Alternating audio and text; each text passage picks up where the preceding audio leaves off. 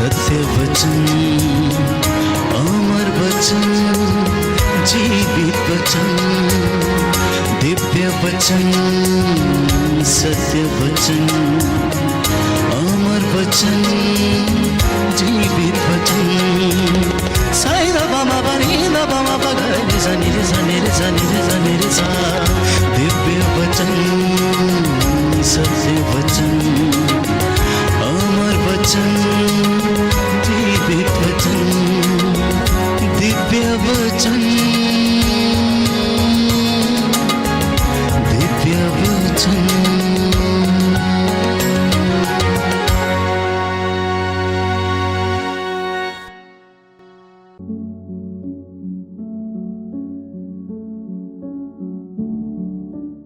सबको जय यीशु की। प्रभु यीशु के सामर्थी नाम में मैं आप सभी का हार्दिक स्वागत करता हूं। प्रियजनों, इंसान की फितरत है शिकायत करना। इंसान हर एक चीज के लिए शिकायत करने के लिए तैयार रहता है। हमेशा उन चीजों को देखता है जिनको वो प्राप्त नहीं कर पाता है और इसीलिए शिकायत करने लगता है। पर बाइबल हमें बताती है, शोक गीत अध्याय 3 पद संख्या 39, कि मनुष्य शिकायत क्यों करे। इससे कहीं अच्छा है कि वह अपने पापों पर नियंत्रण रखे। लेकिन इंसान इन बातों पर मनन चिंतन करने में असमर्थ है। वो बहुत जल्दी अन्य लोगों में दोष खोजने लगता है, परंतु अपने आचरण को नहीं देखता। वो अपने आचरण पर नजर नहीं डालता है। इसलिए सुसमाचार में प्रभु यीशु ने भी कहा कि जब तुम्हारी अपनी ही आंख में धरन है तो तुम अपने भाई की आंख में तिनका क्यों देखते हो। और बाइबल इसके विषय में स्पष्ट है कि इंसान को सबसे पहले शिकायत ना करके अपने आचरण को देखना चाहिए, उस पर मनन चिंतन करना चाहिए और उस पर नियंत्रण रखना चाहिए। अगले वचन में लिखा है कि हम अपने ही आचरण की जांच करें और परीक्षा करें और प्रभु की ओर अभिमुख हो जाएं। तो इंसान के लिए अत्यंत आवश्यक है कि वह अपने ही आचरण की जांच करे और उसके बाद उसकी परीक्षा करे और प्रभु की ओर अभिमुख हो जाए।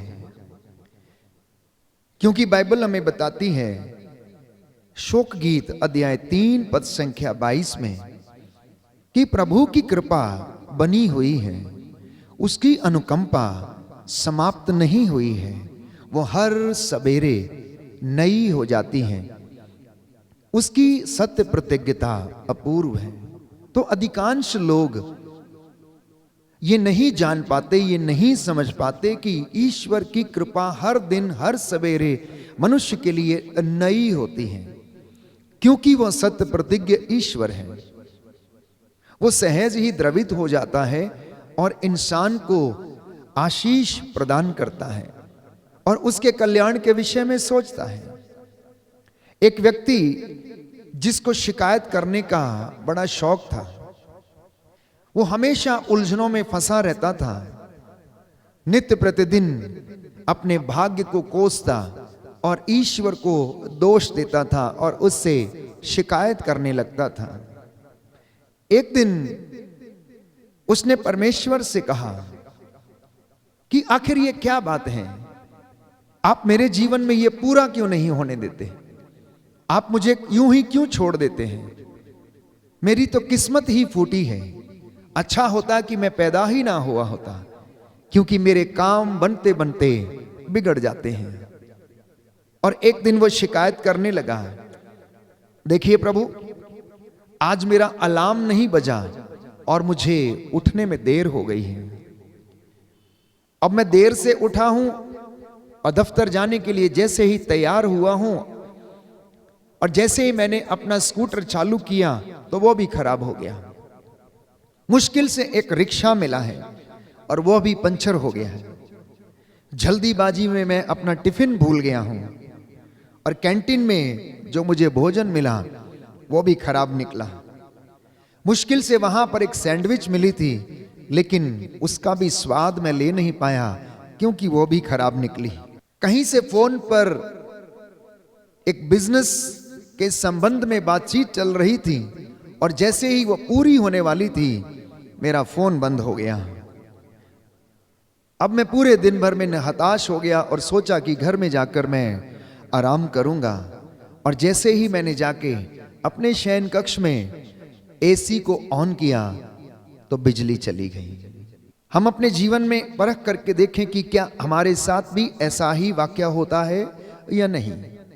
हम भी अपने जीवन में इन तमाम चीजों को महसूस करते हैं। तो ईश्वर ने इस मनुष्य को जवाब दिया, ध्यान से सुनो, आज सारा दिन तुझ पर मुसीबत आने वाली थी, इसलिए मैंने अपना देवदूत भेजकर तेरा अलार्म बंद कर दिया और तुझे उठने में देरी हो गई। तेरा एक्सीडेंट होने वाला था, इसलिए मैंने तेरा स्कूटर खराब कर दिया। कैंटीन में जो खाना तू खाने वाला था उससे तेरी मौत हो सकती थी, इसलिए मैंने वो खराब कर दिया। जिस व्यक्ति से तू फोन पर बिजनेस के विषय में बातचीत कर रहा था वो धोखेबाज था और तुझे लूटना चाहता था, इसलिए मैंने तेरे फोन को ऑफ कर दिया। और जब निराश और हताश होकर तू घर लौटकर आराम करने के विषय में सोच रहा था, उस घर में शॉर्ट सर्किट होने वाला था और मैंने बिजली गुल कर दी, क्योंकि मैं तेरे कल्याण की बातें सोचता हूं। इसलिए बाइबल हमें बताती है प्यारे भाइयों और बहनों कि तेरे रास्ते मेरे रास्ते नहीं हैं, तेरी सोच मेरी सोच नहीं है, तुम्हारे विचार मेरे विचार नहीं हैं। लेकिन इंसान इन बातों को समझने में असमर्थ है, क्योंकि वह अभी तक अपने आप को उस अगम्य सर्वव्यापी हर जगह विद्यमान आदि अंत अल्फा ओमेगा सदा एक रूप रहने वाले परमेश्वर से अभी भी संयुक्त नहीं हो पाया है। हम उसको अनुभव करने में असमर्थ हैं, क्योंकि हम अपने ही स्वार्थ के विषय में सोचते और दिन रात एक दूसरे के ऊपर दोषारोपण करते रहते हैं और शिकायतें करते रहते हैं। और बाइबल हमें समझाती है कि हम शिकायतें ना करके बल्कि अपने आचरण पर नजर डालें। हम अपने आचरण को परखें, अपने अंतःकरण की जांच करें और प्रभु की ओर अभिमुख हो जाएं। तो शिकायत करने से कहीं ज्यादा अच्छा यह है, बाइबल कहती है कि हम अपने आचरण का मुआयना करें, हम अपने आचरण की परख करें कि हम कहां पर खड़े हैं, क्या हम वास्तव में प्रभु की कृपा में जीते हैं या नहीं जीते हैं। इसलिए स्तोत्रकार कहता है भजन संहिता 123 में, हमें अपनी आंखें स्वर्ग की ओर उठानी चाहिए, जिससे कि हमें वहां से कृपा मिले और वो हमारी आवश्यकताओं में हमारी सहायता करेगी। इस बात को इब्रानियों के पत्र अध्याय 4 पद संख्या 16 में और अच्छी तरह से संत पौलुस स्पष्ट करता है कि हम भरोसे के साथ अनुग्रह के सिंहासन के पास जाएं, जिससे कि हमें दया मिले और वो दया हमारी आवश्यकताओं में हमारी सहायता करेगी। तो प्रियजनों, ये संसार एक धारा है, ये एक नदी के समान है जो निरंतर बहती रहती है। और इस बहती धार में प्यारे भाइयों और बहनों, शायद ही कोई व्यक्ति अपने जीवन के विषय में सोचता है। वो सिर्फ अपनी रोजमर्रा की जिंदगी में काम करता रहता है। सुबह उठता है, दिन भर काम करता है, शाम को थक हार के आता और विश्राम करने की सोचता है, लेकिन फिर भी विश्राम नहीं कर पाता है, अच्छी नींद नहीं ले पाता है। क्यों? क्योंकि वो चिंताओं से भरा है, क्यों उसके जीवन में चिंताएं हैं? क्योंकि वह निरंतर शिकायतें करता है और उन चीजों को देखता है जो कि उनके जीवन में पूरी नहीं हुई हैं। वो उनको नहीं देखता है जो वरदान उसे ईश्वर ने दिए हैं। पर याद रहे, बाइबल में बताती है, उपदेशक ग्रंथ अध्याय 3 की हर बात का अपना समय है। फसल बोने का और फसल काटने का, जन्म लेने का और मृत्यु का, प्यारे भाइयों और बहनों, रोने का और हंसने का, हर बात का बाइबल कहती है अपना समय है। इसलिए यीशु ने कहा कि चिंता करके तुम में से कौन अपनी आयु का एक घड़ी भर भी बढ़ा सकता है? ये जीवन क्षणभंगुर है। हमारा भाग्य, हमारा कल, आज, जीवन और मृत्यु सब कुछ परमेश्वर के हाथ में है, उसके अधीन है। इसलिए इंसान को अपने जीवन में शिकायतें ना करके प्रभु की ओर अभिमुख होकर अपनी रोजमर्रा की जिंदगी में धन्यवाद देना चाहिए।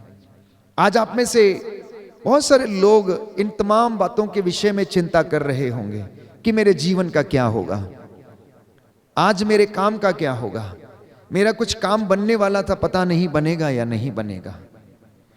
इस तरह से जब हम सोचने लगते हैं तो इंसान अधिकांशतः चिंता में रहता है और दिन भर चिंता के कारण वो अपनी जीवन को नष्ट करने लगता है। तो संत पौलुस कहता है एफेसियों के पत्र अध्याय 5 पद संख्या 16 से 17 में, ये दिन बुरे हैं, इसलिए आप लोग वर्तमान समय से पूरा पूरा लाभ उठाएं, ना समझ घोड़े या खच्चर के जैसे ना बने, जिन्हें लगाम लगाकर रोकने की आवश्यकता पड़ती है। संत पौलुस इस बात को स्पष्ट करता है कि आप लोगों ने, प्यारे भाइयों और बहनों, परमेश्वर को ग्रहण किया है, यीशु की शिक्षा को आपने ग्रहण किया है, इसलिए अब आप ना समझ ना बने, ना समझ घोड़े या खच्चर की तरह ना बने, बल्कि आप प्रभु के पुत्र पुत्रियां बनकर उसके अनुग्रह में आगे बढ़ने की कोशिश करें, क्योंकि ये दिन बुरे हैं। तो इस बात को समझिए कि हमारा भविष्य हमारे हाथ में नहीं है, वो आज भर का है। हमारा आने वाला कल, प्रियजनों, आज भर के ऊपर निर्भर करता है।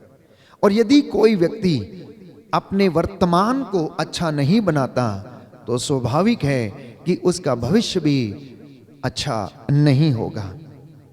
लूकास के सुसमाचार में एक सुंदर उदाहरण प्रभु हमें देता है।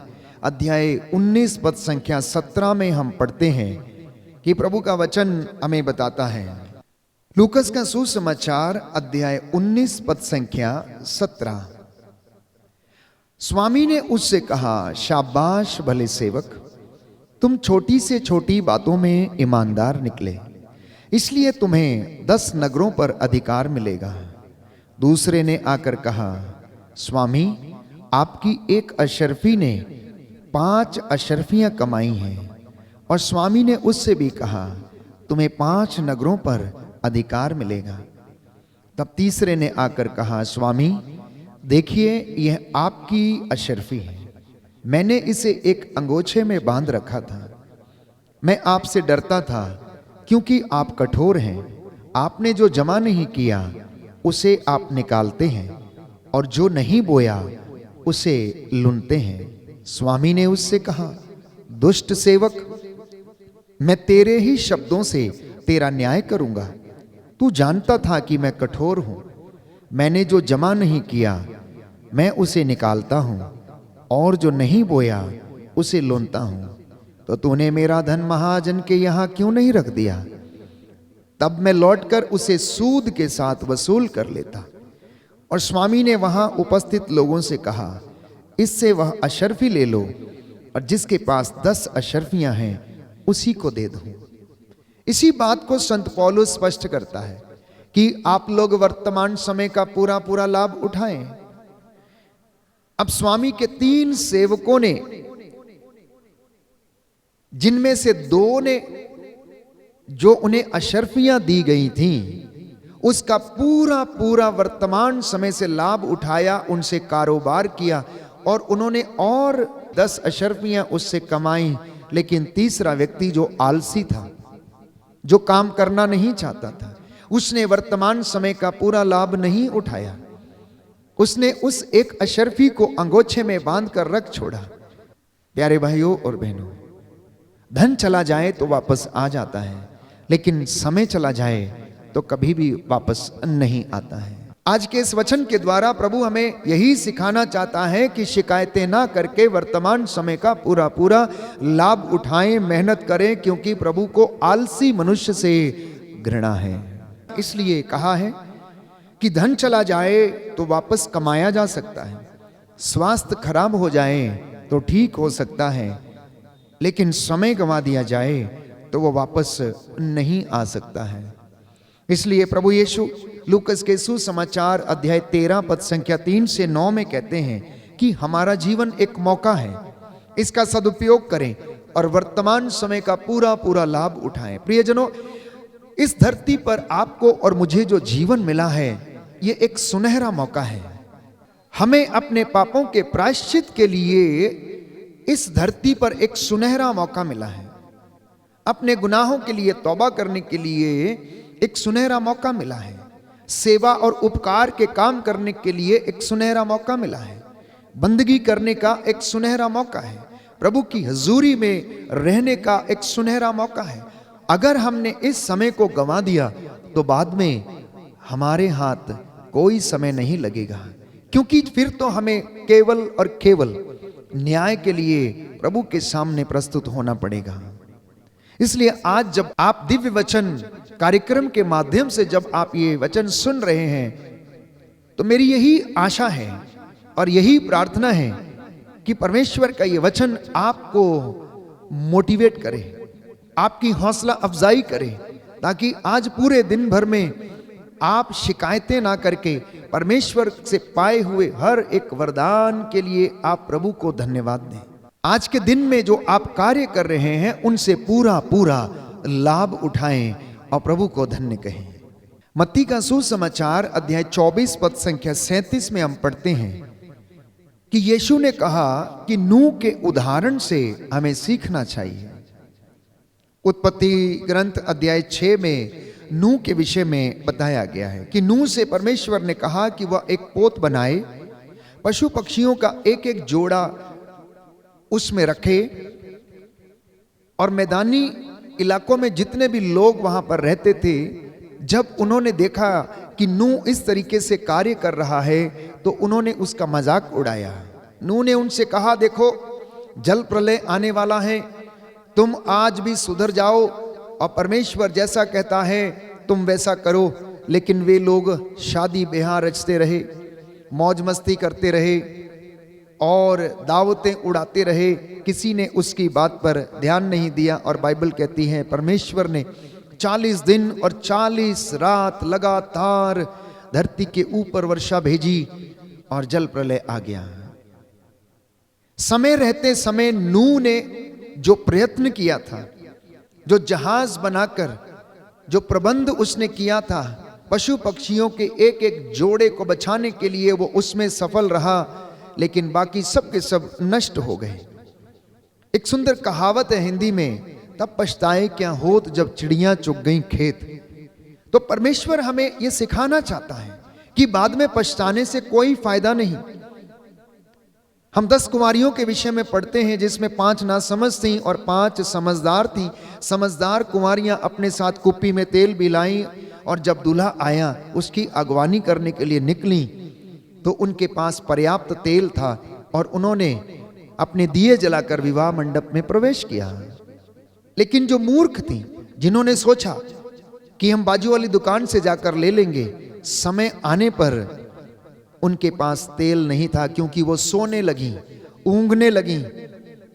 इसलिए प्रभु कहता, जागते रहो, तुम परीक्षा की घड़ी में ना पड़ जाओ। और ऐसा ही मूर्ख कुंवारियों के साथ हुआ। दूल्हा आ गया, लेकिन वह उसके साथ विवाह मंडप में प्रवेश नहीं कर पाई, क्योंकि वह तैयार नहीं थी। जब तक वो तैयार होने के लिए गई और उन्होंने आकर कहा कि हमारे लिए द्वार खोल दीजिए, उन्होंने उनसे कहा कि हम नहीं जानते कि आप कौन हैं और कहां से आई हैं। ऐसा ही हमारे साथ भी हो सकता है। इसलिए हमें सचेत रहना है, जागते रहना है। हमारी आध्यात्मिकता, हमारे पुण्य के काम, हमारे सेवा के काम, हमारी उदारता, प्यारे भाइयों और बहनों, ये हमेशा हमेशा सजग रहे। हमारे धर्म के काम हमेशा हमारे आगे आगे चलें और प्रभु की महिमा हमारे जीवन में, परिवार में हमारे पीछे पीछे आती रहेगी। इसलिए संत पौलुस कहता है फिलिपियों के पत्र अध्याय 2 पद संख्या 12 में कि आप डरते कांपते हुए अपनी मुक्ति के कार्य में लगे रहें। क्योंकि अगर हम अपनी मुक्ति के कार्य में लगे नहीं रहते हैं तो हम लोग नष्ट हो जाएंगे। लूकस का सुसमाचार अध्याय 21 पद संख्या 34 से 36 तक, सावधान रहो कहीं ऐसा ना हो कि भोग विलास, नशे और इस संसार की चिंताओं से तुम्हारा मन कुंठित हो जाए और वह दिन फंदे की तरह अचानक तुम पर आ गिरे, क्योंकि वह दिन समस्त पृथ्वी के सभी निवासियों पर आ पड़ेगा। इसलिए हर व्यक्ति को सावधान रहने की आवश्यकता है। मत्ती के सुसमाचार में अध्याय 24 पद संख्या 32 में हम पढ़ते हैं कि प्रभु यीशु ये कहते हैं कि तुम अंजीर के पेड़ से सीखो, प्रकृति से सीखो। अंकुर फूटता है तो तुम्हें पता चलता है कि गर्मी आ रही है। इस तरह जब तुम लोग यह सब देखोगे अपने आस पड़ोस में, अपने देश में, जब तुम इस प्रकार के कामों को देखोगे, भूकंप होते हुए देखोगे और अनेक प्रकार की लड़ाइयां होते हुए देखोगे, तो समझ लेना कि समय निकट आ गया है और वो समय आपकी तैयारी का समय है, वो समय प्रायश्चित का समय है, वो समय शिकायत करने का नहीं परंतु प्रभु के सामने बड़े उत्साह के साथ खड़े होने का समय है और प्रायश्चित करने का समय है। इसलिए प्रभु ये कहता है हग्गाई नबी के ग्रंथ अध्याय 1 पद संख्या 6 से 7 में कि तुम अपनी स्थिति पर इस वक्त विचार करो।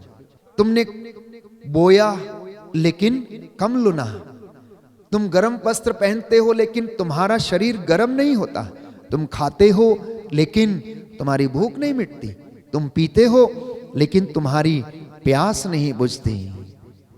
तो शिकायतें इंसान इसलिए करता है क्योंकि उसके जीवन में संतुष्टि का अभाव है, वो अपने जीवन में संतुष्ट नहीं है, इसलिए वो बार बार शिकायत करता है। जो घड़ा आधा भरा हुआ होता है वो आवाज करता है, वो छलकता है, लेकिन जो ऊपर तक भरा हुआ है वो आवाज नहीं करता है।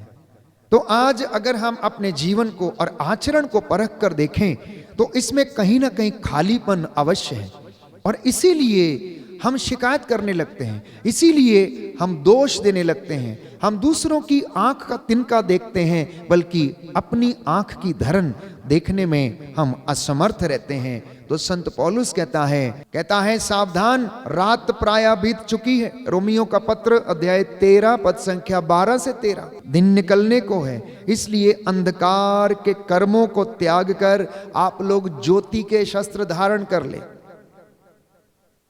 कितनी सुंदर बात है। बाइबल हमें समझाती है, धर्मशास्त्र हमें समझाता है कि आप लोग अंधेरे के कामों को त्याग दें। आखिर अंधेरे के कामों से मतलब क्या है? जितने बुरे काम हैं, जितने भी षड्यंत्र रचे जाते हैं, जितनी भी चोरी डकैती और गलत काम किए जाते हैं, अधिकांशता अंधेरे में किए जाते हैं। बुराई अंधेरे में उत्पन्न होती है। इसलिए संत पौलुस हमें समझाता है कि आप लोग सावधान हो जाएं, रात प्रायः बीत चुकी है, इसलिए आप अंधेरे के कामों को त्याग दें और ज्योति के शस्त्र धारण कर लें। भजन संहिता 32 पद संख्या 9 में स्तोत्रकार कहता है ना समझ घोड़े और खच्चरों की तरह ना बने जिन्हें लगाम लगाकर रोकना पड़ता है। हमारे लिए प्यारे भाइयों और बहनों, परमेश्वर का वचन दीपक का काम करता है, जो हमारे रास्तों का उजाला करता है, जो हमारा पथ प्रदर्शन करता है, जो हमें रास्ता दिखाता है, जो हमें दिशा निर्देश देता है, जो हमें ईश्वर तक पहुंचने का रास्ता दिखाता है। इसलिए हर एक व्यक्ति को बड़े उत्साह के साथ इस वचन को ग्रहण करके अपने जीवन में धारण करने की आवश्यकता है। परंतु विडंबना है कि अनेक लोगों ने इस वचन को सुना अवश्य है, शायद पढ़ा भी है, लेकिन इसे अपने जीवन में आत्मसात नहीं किया है।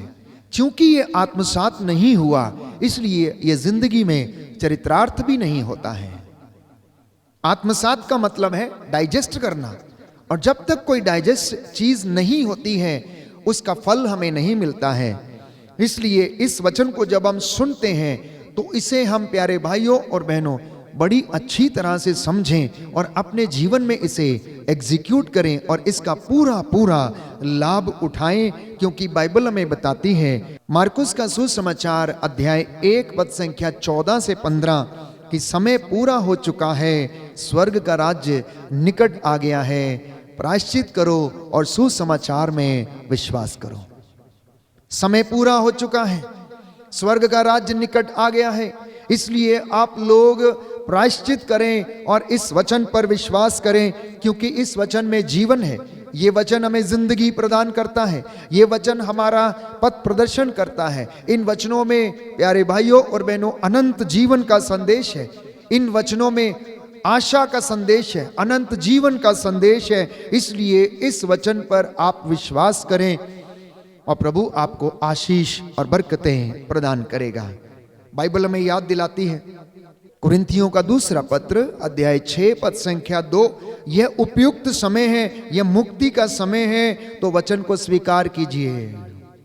कई लोग कहते हैं कि अभी समय नहीं आया है, अभी कुछ नहीं हुआ, अभी कर लेंगे, वचन पढ़ लेंगे, आज नहीं कल कर लेंगे, कोई बात नहीं, चलता है। इस धारणा को त्याग दें, इन विचारों को त्याग दें और प्रभु से विनती करें और इस वचन को स्वीकार करें, क्योंकि संत पौलुस कहता है, this is the right time, this is the time of your solvation.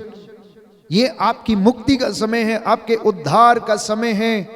इसलिए आप लोग वचन पे विश्वास करें, क्योंकि बाइबल हमें बताती है कि कोई भी व्यक्ति जो पाप के अधीन है, जो मूर्ति पूजक के बराबर है या मूर्ति पूजक है, स्वर्ग राज्य में प्रवेश नहीं करेगा। जो अन्याय करता है वो ईश्वर के राज्य में प्रवेश नहीं करेगा। कुरिन्थियों का पहला पत्र अध्याय 6 पद संख्या 9 से 10, अन्याय करने वाले ईश्वर के राज्य के अधिकारी नहीं होंगे। इसलिए आप लोग धोखे में ना रहें, इसलिए आप लोग धोखे में ना रहें। व्यभिचारी, मूर्ति पूजक, परस्त्रीगामी और पुरुषगामी, चोर, लोभी, शराबी, निंदक और धोखेबाज ईश्वर के राज्य के अधिकारी नहीं होंगे। अगर ये लोग प्रायश्चित नहीं करेंगे, ईश्वर की ओर अभिमुख नहीं होंगे, तो प्यारे भाइयों और बहनों, इनमें से कोई भी ईश्वर के राज्य में प्रवेश नहीं करेगा। तो आज के दिव्य वचन का जो विशेष संदेश है प्रियजनों, वो इस प्रकार है कि प्रभु ये कहता है कि मनुष्य शिकायतें ना करे, बल्कि अपने आचरण को परखे। अपने आचरण को परखने के बाद वो ईश्वर की ओर अभिमुख हो जाए और ईश्वर से अपने गुनाहों के लिए तौबा करे। बड़े उत्साह के साथ, डरते कांपते हुए अपनी मुक्ति के प्रयास में लगा रहे, क्योंकि ये उपयुक्त समय है, ये आपकी मुक्ति का समय है, ये आपके उद्धार का समय है। स्वास्थ्य चला जाता है तो ठीक हो सकता है, धन चला जाता है तो फिर से कमाया जा सकता, लेकिन अगर समय गंवा दिया जाए तो वो वापस नहीं आ सकता है। इसलिए प्रियजनों, प्रभु से कृपा मांगे कि प्रभु आज का ये वचन मेरे जीवन में 100 गुना फल लाए, ये मेरी हौसला अफजाई करे, ये मुझे सांत्वना दे, जिससे कि मैं तेरी कृपा में बढ़ता जाऊं और इन वचनों के द्वारा मैं आशीष प्राप्त करूं। इसी विशेष कृपा के लिए मैं आपके लिए प्रार्थना करूंगा।